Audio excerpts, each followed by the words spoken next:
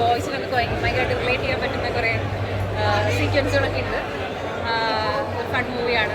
നല്ല നല്ല star cast like എന്താ പറയുക, ഷാജി ചേട്ടൻ, അജുചേട്ടൻ, അവരുടെ ഒരു കോമ്പിനേഷൻ, കുറേ ചിരിക്കാനുള്ള കുറേ നല്ല നല്ല മൂമെൻറ്റ്സ് ഉണ്ട്. ജീവയാണെങ്കിലും ദിവ്യദർശനാണെങ്കിലും.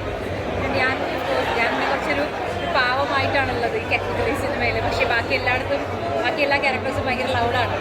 അപ്പോൾ അതിൻ്റെ ഒരു ഫൺ ഉണ്ട് ഈ സിനിമയ്ക്ക്. അപ്പോൾ എന്താണെങ്കിലും എല്ലാവരും കാണും. Thank you so much.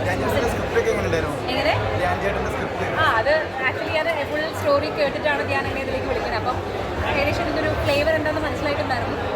നല്ല എനിക്ക് സ്പെഷ്യാലിറ്റി എന്ന് വെച്ചാൽ ഓൾറെഡി സംഭവിച്ചൊരു കഥയാണ് എന്ന് പറഞ്ഞിട്ട് തന്നെയാണ് വന്നിരിക്കുന്നത്. അപ്പോൾ അതുകൊണ്ട് തന്നെ നമുക്ക് എക്സ്പീരിയൻസ് ചെയ്യാൻ പറ്റിയില്ല. അല്ലെങ്കിൽ കേട്ടിട്ടുള്ള ഏതോ സ്റ്റോറിയാണുള്ളത്.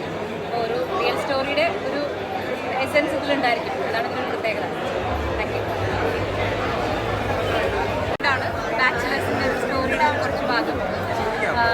രസമായിട്ട് കോമ്പിനേഷൻസൊക്കെ കുറച്ച് രസമായിട്ട് വന്നിട്ടുണ്ട്.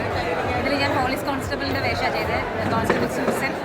അപ്പോൾ അത് അജുചേട്ടൻ്റെ കൂടെയും അതുപോലെ തന്നെ സുധീഷ് ചേട്ടൻ്റെ കൂടെ പിന്നെ ഷേർ ചേട്ടൻ്റെ കൂടെയൊക്കെ ആയിരുന്നു എൻ്റെ കോമ്പിനേഷൻസ് മെയിനായിട്ടുണ്ടായിരുന്നത്. അപ്പോൾ അത് നല്ല രസമായിരുന്നു. കാരണം രാത്രിയിലായിരുന്നു എപ്പോഴും ഷൂട്ട്. അപ്പോൾ എന്നെ സംബന്ധിച്ച് ഒരു പോലീസ് വേഷമൊന്നും ഞാൻ ഒരിക്കലും ചിന്തിച്ചിട്ട് പോലും ഇല്ല. അപ്പോൾ അങ്ങനത്തെ ഒരു വേഷത്തിലേക്ക് വിളിച്ചപ്പോൾ ഭയങ്കര ഹാപ്പി ആയിരുന്നു. എല്ലാവരും പടം കാണും, സപ്പോർട്ട് ചെയ്യും ഞങ്ങൾ എല്ലാവരുടെയും. Thank you so much. Story ഒരു വൺ നൈറ്റ് സ്റ്റോറിയാണ്. അതൊക്കെ ശേഷം സ്ക്രീനിൽ കണ്ട് നിങ്ങൾ മനസ്സിലാക്കും. Thank you. ഈ പറഞ്ഞ പോലെ ഒരു ഫൺ റൈഡാണ്. ബാച്ചിലേഴ്സിൻ്റെ സിനിമ കാണും.